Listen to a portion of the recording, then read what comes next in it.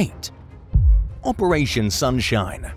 Between October 1944 and May 1945, Norwegian and British military personnel jointly undertook an effort to preserve German-occupied Norway's power stations and other essential installations. Dubbed Operation Sunshine, the project was planned with the worst-case scenario of a German scorched earth campaign in mind. Being prepared to prevent this type of attack from happening took months of meticulous preparation. But with the power plants in the region providing roughly 60% of the region's electricity, it was important to get it right. Hundreds of soldiers were ready to defend various designated districts at any given moment. As they descended upon the region, they imprisoned Norwegian SS soldiers and Nazis. The most heavily protected zone, known as the North Section, included Norway's biggest power station along with several other major facilities. Many men lived in small groups of up to 10 in cabins spread throughout the area. Everything they needed, from weapons to uniforms to food items, was airdropped. Others who already lived in the region carried on with their lives as usual, but were prepared to mobilize if the need arose. This was one of several harrowing Allied military missions that were carried out in German-occupied Norway throughout World War II. In the unforgiving climate of the High North, even the most mundane operations were uniquely challenging. Luckily, Operation Sunshine was largely a success, despite some casualties and close calls, including the death of the mission's leader, Leif Tronstad, under circumstances that remain somewhat unclear to this day. The operation came to an end when the Nazis surrendered to the Allies toward the end of the war. 7. Operation Acid Gambit. An American spy named Kurt Muse found himself in a terrifyingly difficult position in 1989 when he was caught plotting the overthrow of the Panamanian government while in Panama. He spent the next several months languishing in a Panamanian prison while the US military plotted its invasion of Panama, as well as a mission to rescue Muse. As tensions between the US and Panama peaked, dictator Manuel Noriega vowed to shoot Muse before anyone else in the event of a conflict between the two countries. But the Americans were determined to rescue Muse. In a highly sensitive mission codenamed Operation Acid Gambit, members of the Army Special Forces landed on the prison roof, then rushed down to Muse's cell, where they killed a guard who was tasked with preventing the captive's rescue. Using an explosive, the Americans blasted open Muse's cell and gave him body armor, a ballistic helmet, and goggles. They moved him up to the prison roof, where helicopters retrieved everyone involved in the operation and carried them to safety. Unfortunately, the chopper transporting Muse crashed while leaving the site. 4 military members were wounded, but luckily no one died. Several years later, Muse went on to collaborate with best-selling author John Gilstrap to write a book of his harrowing experience called 6 Minutes to Freedom. 6. Born Solenobo. Hidden deep in the woods of northwestern Poland, the town of Born Solenobo operated as a top-secret Soviet nuclear base from 1945 to 1992. During that time, it didn't appear on any map. The settlement was home to the largest concentration of Soviet ground forces in Poland, with nearly 12,000 troops stationed at the base at the height of the Cold War. Only one road and one railroad track led in and out of the town, which was surrounded by electrified fences and concealed behind the thick forest. Born Solenobo's roots date back to the 16th century, when just a handful of people lived in the area. After World War II, the Red Army took control of a region encompassing the town and 2 military bases. The site remained a secret to the public for 50 years, until the Polish government reached an agreement for the Red Army's withdrawal following the collapse of the Iron Curtain.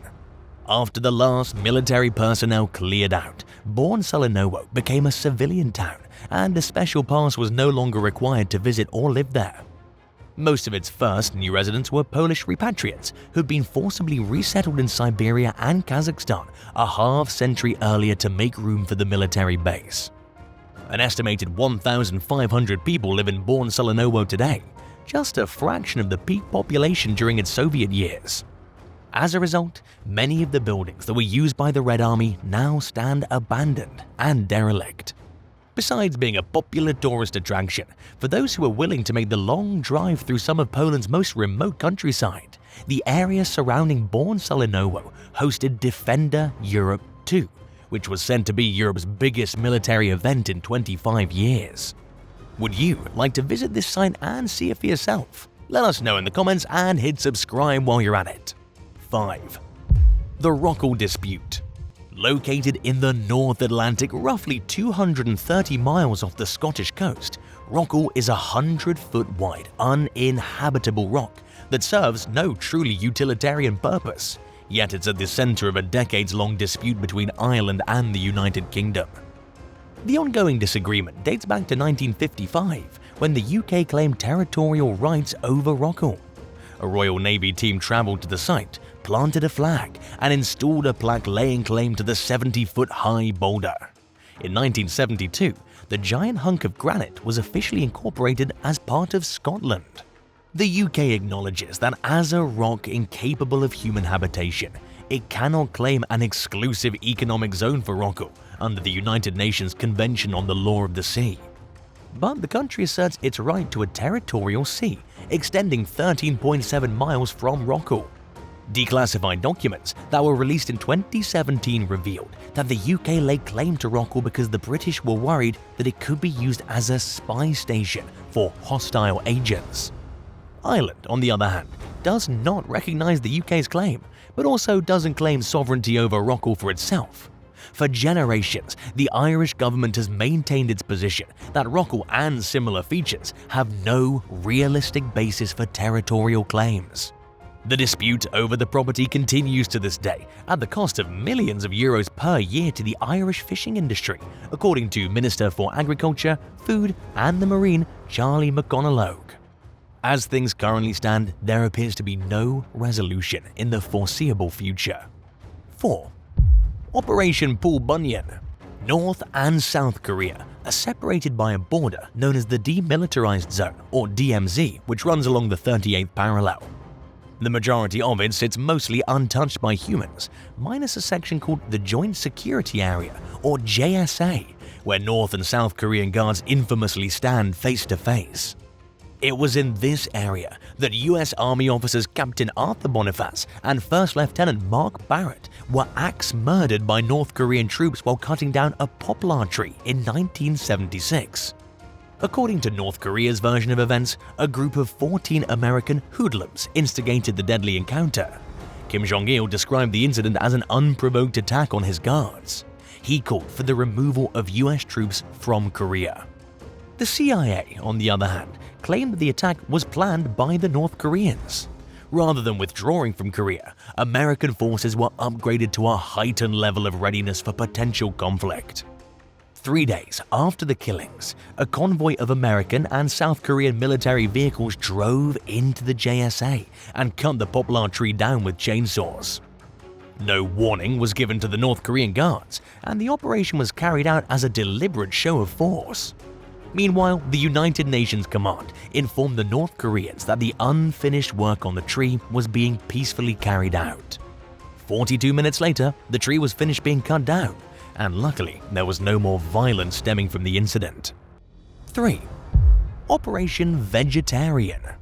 In 1942, British Prime Minister Winston Churchill greenlighted a biological warfare experiment that sought to weaponize anthrax against the Nazis. Ironically codenamed Operation Vegetarian, the plan involved figuring out how to manufacture anthrax cakes that would be dropped down into cattle fields. Theoretically speaking, the cows would eat the cakes and become infected, then the Germans would eat the infected beef and die. If the project had come to fruition and actually been put to use, the results would have been catastrophic. The majority of Germany's cows would die, causing a massive food shortage which would only hasten the deaths of millions of civilians. Before developing the product, scientists wanted to make sure that the anthrax bacteria could effectively wipe out an animal population. They chose a small 520-acre landmass off the Scottish coast called Greenard Island as the testing ground for Operation Vegetarian. 60 sheep were shipped to the island before the British dropped copious amounts of anthrax from overhead. Within days, all the sheep died. Much to the project planners' delight, the test run was more effective than they expected. but they weren't prepared for the undesirable things that can happen when large amounts of a deadly pathogen are released into the air, water, and ground. The anthrax spread, infecting numerous farm animals on the mainland. Testing at Greenland nevertheless continued until sometime in 1943, when the risk of spreading became too great and the island was quarantined. By the time Operation Vegetarian was ready to go into effect, the invasion of Normandy, better known as D-Day, had already occurred, and the Allies were making their way across Europe. It was too late to drop any anthrax over Germany, and in hindsight it's a major relief that it never happened. Not only would the initial impact be deadly beyond justification, the cleanup of the pollution on Greenland Island alone has come at a sky-high financial cost. A vast swathe of Europe would have been toxic for decades to come, and the consequences would have spread beyond the targeted country. 2. If Day. In a bid to promote the sale of victory bonds during World War II, the Canadian government decided to give people an idea of what a Nazi invasion into North America might be like. In Winnipeg's largest ever military exercise up until that point, 3,500 of the country's troops simulated a German occupation of the city on February 19, 1942. Dubbed If Day, the disturbing collection of events includes a mock firefight between Canadian soldiers and volunteers dressed as Germans, the staged internment of politicians, and a Nazi parade. If it sounds like the military was trying to scare people into buying war bonds, it's because that's exactly what they were hoping to do. Officials believed that the event would generate fear among people who were not very worried, since they were not directly being affected by the conflict. By putting national security at the forefront of people's minds, the hope was that they would see it as their civic duty to contribute whatever they could. The local newspaper announced the mock invasion ahead of time, but plenty of people were still unaware of the planned event and were taken by surprise when it happened. And it must have been pretty alarming, considering the lengths the event's organizers went to make it seem real. In addition to airing radio broadcasts as if the invasion were actually taking place, the Canadian military flew Royal Air Force planes that were decorated to look like Nazi aircraft over the city. A decree containing a list of authoritarian new rules was posted all over Winnipeg, showcasing new policies including a 9:30 p.m. curfew and the requirement for civilians to be willing to house as many as 5 soldiers. At the bottom was a command in all caps, warning residents not to go against anything in the decree. The performance had its intended effect of causing war bond sales to skyrocket, raising a record $3.2 million in just one day for that particular loan campaign. And the added bonus of drawing attention to the war effort throughout North America. It was featured in Life magazine, Newsweek, and the New York Times, attracting even more victory bond sales throughout the US and Canada. 1. Operation Gold. As the Cold War heated up during the 1950s, the American CIA and the British MI6 intelligence agencies jointly undertook an effort to wiretap a telephone line connected to the Soviet Red Army headquarters in East Berlin. Dubbed Operation Gold or Operation Stopwatch, the mission was born out of the growing fear that a Soviet nuclear attack could strike the Western world at any given moment. And there were valid reasons to be concerned, especially after the USSR detonated a hydrogen bomb in 1953 as part of the Soviet atomic bomb project. Construction on the tunnel that would enable the wiretap began in late 1954 and was finished 8 months later. For nearly a year, the Americans listened in on as many as 90,000 phone calls, hoping to pick up on any possible warlike intentions being discussed by the Soviet army. Little did they realize the Red Army was aware of the wiretap, courtesy of a double agent named George Blake. To prevent Blake from being exposed, they pretended not to discover it until 1956. Under the orders of then CIA Director Alan Dulles, those listening in wrote down as little as possible. For this reason, limited details are available about any useful intelligence that was gleaned from the operation. And while Dulles highly praised the project as a success on the CIA's behalf, recently declassified documents suggest that the National Security Agency was far less impressed with the findings. Western officials remained unaware that the Soviets had known about the tunnel essentially from the beginning until Blake's arrest in 1961. Today, an excavated section of the tunnel is on display at the Allied Museum in Berlin. Thanks for watching. Which one of these military operations is the craziest to you? Let us know in the comments below and don't forget to subscribe. See you next time. Bye.